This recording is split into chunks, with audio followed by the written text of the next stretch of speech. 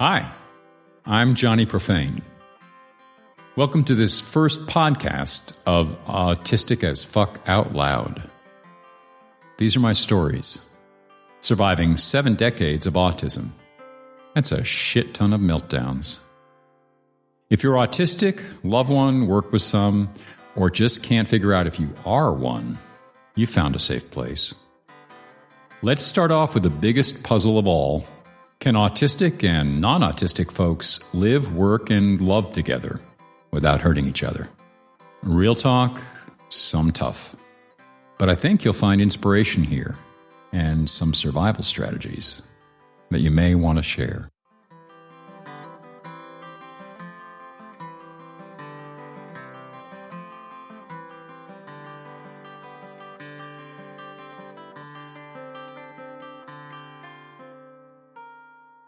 I call this one Note to a Younger Autistic Friend.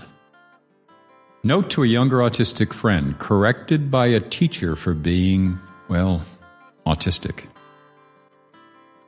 Sweetie, sometimes it doesn't pay to be autistic. I am the worst autist in the world. I try to express concern. 9 times out of 10, comes out preachy. You touched me with your story. I'm trying to write you like a grandpa, with love.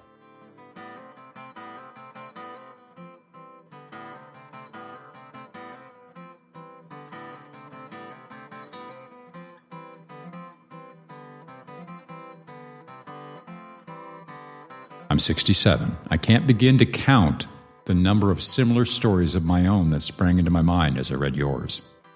I'd like to tell you it gets better, but it's more complex than that. Humans don't change, autists don't change. Cats never become dogs. Neither needs to be cured, or, apparently, can be. What changes is a long, slow process of acceptance and accommodation. You slowly learn to find humans who are a better fit. You enjoy their company, for however long. They enjoy your company, for however long.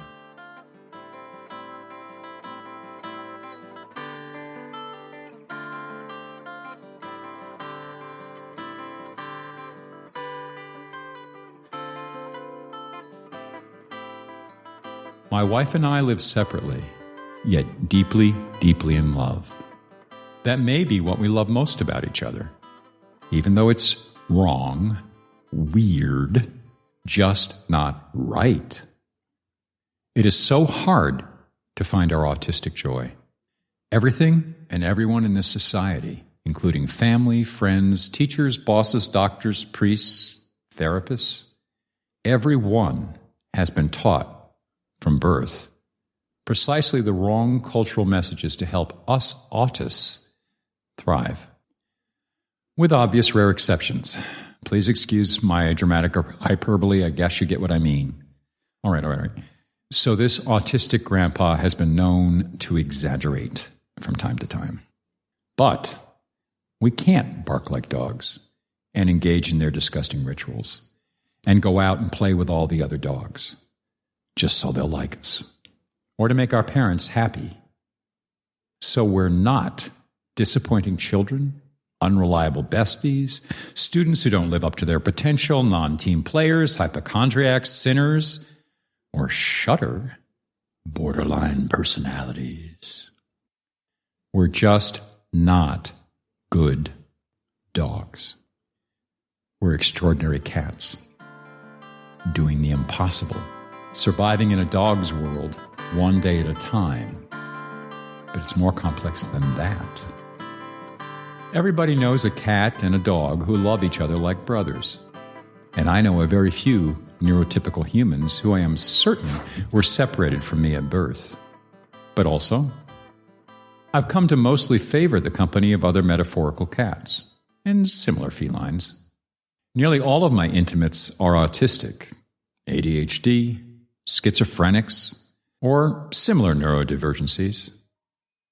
Or there's someone who already loves someone with similar differences.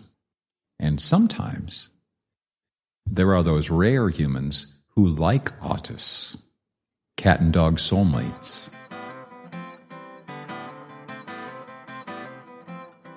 How did I make my way?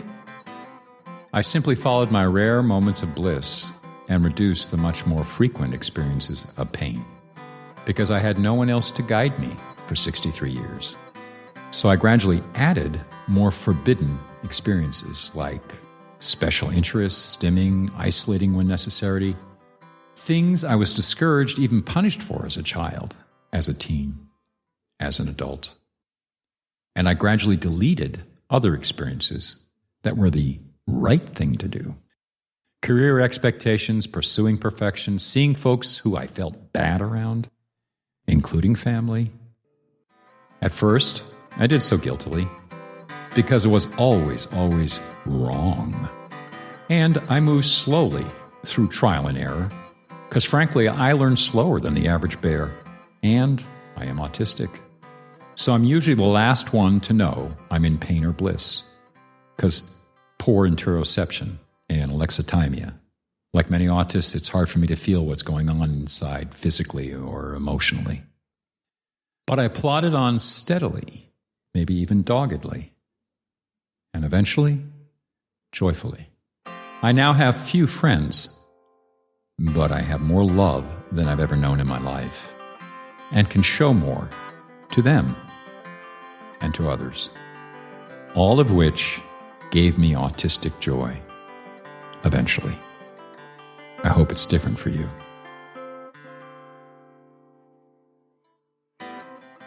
That's a wrap. Very first episode of Autistic as Fuck Out Loud. There are gazillions of podcasts out there, and yet you chose to listen to this one to the very end. That means a lot. Thank you. Next week, I'll mix personal revelation with a little inspiration about finding your own autistic joy. It may be easier than you think. Want to learn more? Check out my posts, paintings, poems, music, politics, and more at www.autisticaf.me. One last thing. If you enjoyed this podcast, maybe see some future potential in it, please share this link on social media. Or better yet, mention it to a friend. By the way, that is my cat, my best soulmate at the moment, except for my wife, Rusty Face in the background, doing a star turn on this episode. And I've waited my whole life to say this as a musician. Catch you on the flip side.